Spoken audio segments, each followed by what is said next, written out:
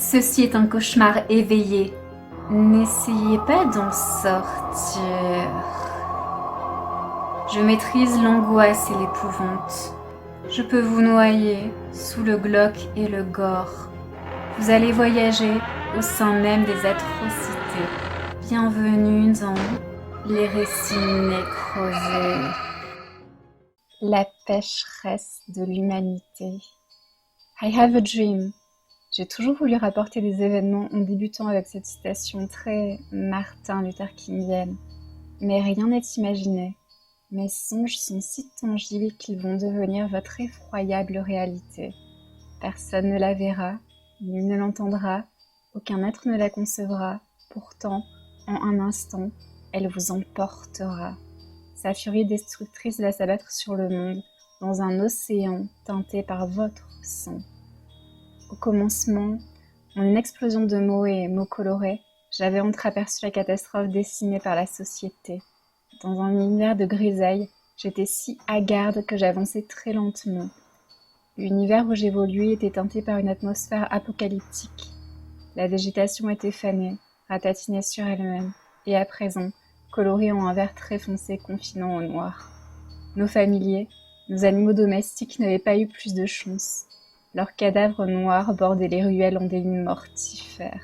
Le ciel était teinté d'un rouge lié à des exécutions punitives. Des éclairs bleutés et jaunes éclataient en un vacarme tonitruant. Esselé, je continuais à marcher seule dans les rues désertes. Mais à proximité, l'entité responsable errait en se régalant de la fin du monde. Je le pressentais. Elle était là, attendant et guettant un pas de travers. À mesure que mon avancée me guidait vers un endroit que je souhaitais épargner de tout danger, j'aperçus au loin un immense monticule qui tremblait sous la toile du ciel dégorgeant de rouge et grondant des éclairs.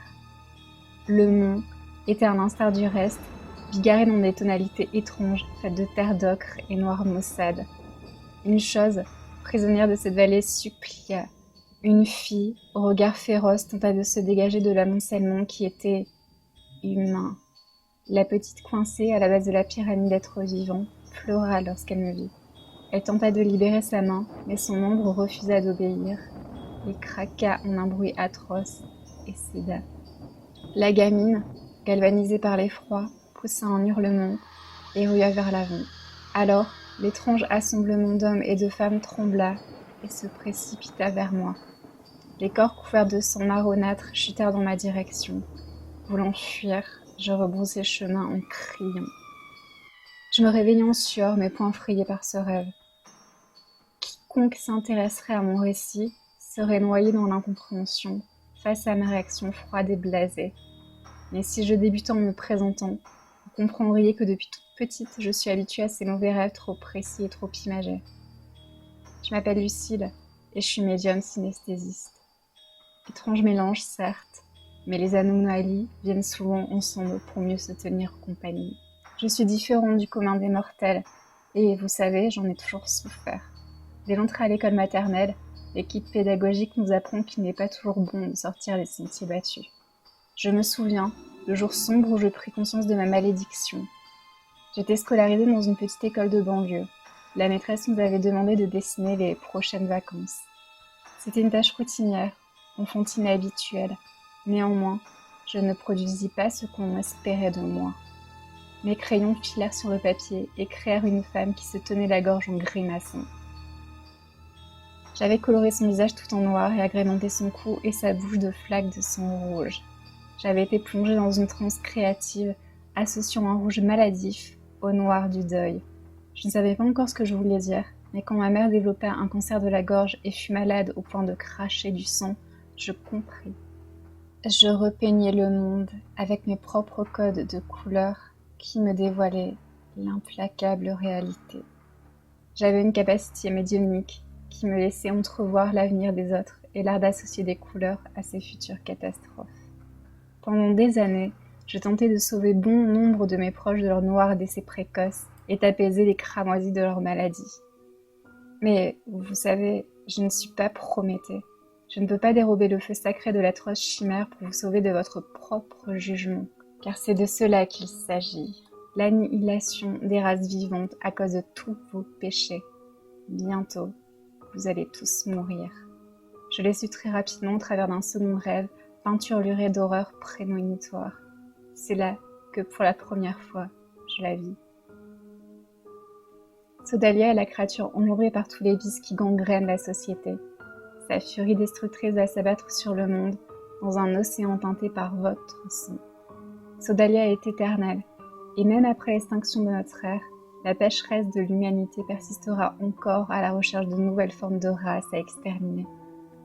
L'exterminatrice ne sait pas parler. Elle ne s'exprime pas car les humains, infichus de communiquer, l'ont voulu comme ça. Ses lèvres sont peinturlurées du code couleur bleu lié à la parole, sa bouche est cousue. Elle ne parle pas, elle hurle juste son désespoir du fond de ses entrailles. Comme ses nains bleus sont enfoncés la plupart du temps dans ses conduits auditifs, elle est privée de son. Elle est telle que l'humain l'a créée. Dans les lieux publics et au sein des foyers, plus personne ne communique. Tous vivent recroquevillés dans leur monde. Sodalia tient son long corps marron, courbé. Elle avance son ondoyant sous l'influence d'une vibration qu'elle perçoit mais qu'elle n'entend pas. Elle se nourrit de tous les défauts de notre monde qui entretiennent sa silhouette marronnée. Tous les jours qui passent la rendent plus proche de notre monde. J'aimerais vous sauver de son jugement, vous exempter de vos propres défauts, mais il est trop tard. Le ciel où évolue votre pécheresse rougeoie et annonce les maladies foudroyantes et la destruction de l'humanité par la mort. Je vis son mode opératoire dans notre songe prémonitoire. Son corps cessait d'onduler dès que sa route croisait celle d'un pécheur. Elle levait alors son index vers les cieux et créait un puissant éclair qu'elle dirigeait sur toutes ses victimes. La destructrice de notre monde se régalait du spectacle des corps humains, foudroyés, qui tressautaient avant de trépasser. Le corps d'un voisin raciste souffrait aux côtés d'une voisine avare et agressive. L'adolescente du rez-de-chaussée, qui était kleptomane, volait dans les airs en se tordant dans des angles improbables. Elle heurta violemment le quadragénaire du 5e, vu comme un pédophile. Sous l'impact, les os se cassèrent. Dans une gerbe de sang, des membres volèrent sinistrement vers le sol.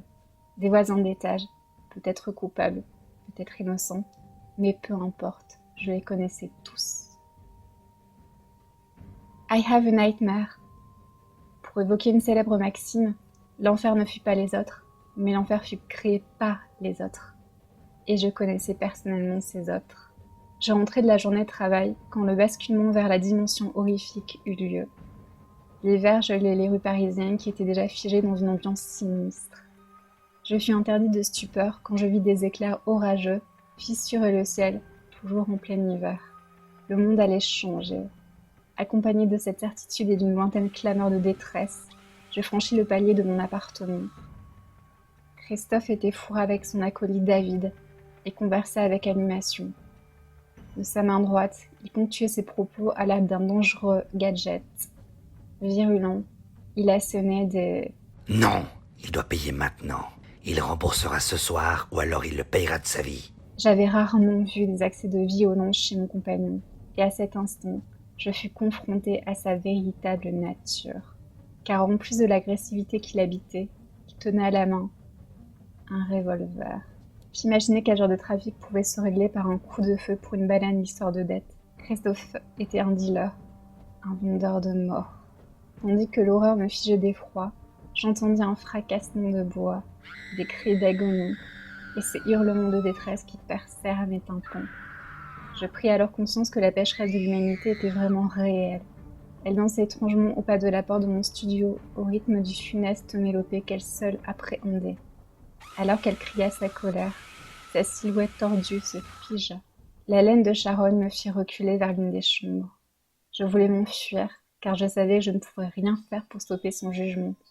Christophe était damné, il était impossible de le sauver. Sodalia dirigea son index vers moi et le secoua en un geste négatif. Elle posa un regard morne et vide sur moi. Ses yeux, dont les sclères couvraient pupilles et iris, étaient d'un vide abyssal et terrifiant. Je ne l'intéressais pas. Mon âme n'était pas rongée par mes actions. Durant toute mon existence, j'utilisais mes prémonitions pour sauver mes proches et tous ceux que je connaissais. Mais cette fois, je ne pourrais rien. car elle se tourna rageusement vers Christophe qui marmonna son désarroi. Je ne pouvais rien faire contre la force destructrice de Sodalia. Alors, je battis en retraite vers ma chambre. J'entendis très nettement les horreurs qui suivirent. À intervalles réguliers, un corps lourd, accompagné d'un concert de craquements et de supplices, retombait sur le sol. Tout le mobilier était détruit en une cacophonie étourdissante. Et enfin, tout ne fut que grésillement. Les plombs sautèrent et le courant fut coupé dans tout l'appartement. Sodalia poussa un son strident et fit exploser tous les vitraux. L'immeuble ne résisterait pas à sa cauchemardesque colère. Alors, je pris la décision de sauter par la fenêtre de ma chambre. J'habitais au rez-de-chaussée. Alors, mon psaume ne m'abîma point, mais la vision de la destruction de l'humanité me sidéra. C'était comme dans ma toute première vision. Un tas de cadavres et corps déchiquetés trônaient à l'autre bout du terrain. La fille y était sûrement, et je la connaissais probablement, mais je n'étais pas capable de la secourir. Ses défauts l'avaient déjà perdue. Je souhaitais juste quitter les lieux du massacre. Les bruits de verres brisés, de meubles cassés, les voisins braillant dans leur logement. Alors, je ne sus faire qu'une chose, courir à en perdre haleine. Je ne devrais pas, car cette lâcheté me perdra. Dans chaque coin du monde, à tous les tournants des ruelles terrestres, Sodalia arrivera toujours à condamner les vices de la société. Elle sera toujours cherchée et ou trouvée. Et je serai sur sa liste, et sans aucun doute, vous aussi. Pendant que l'humanité s'érode, Sodalia rôde. Il est peut-être trop tard pour prévenir. La vie humaine, de par ses travers, est probablement déjà condamnée. Mais je ne peux que vous conseiller de prendre garde à vos comportements. Écoutez tous les bruissements de l'humanité restante avant que, définitivement dans notre monde, Sodalia ne s'ancre. Prenez garde, car vous seul pourrez vous sauver.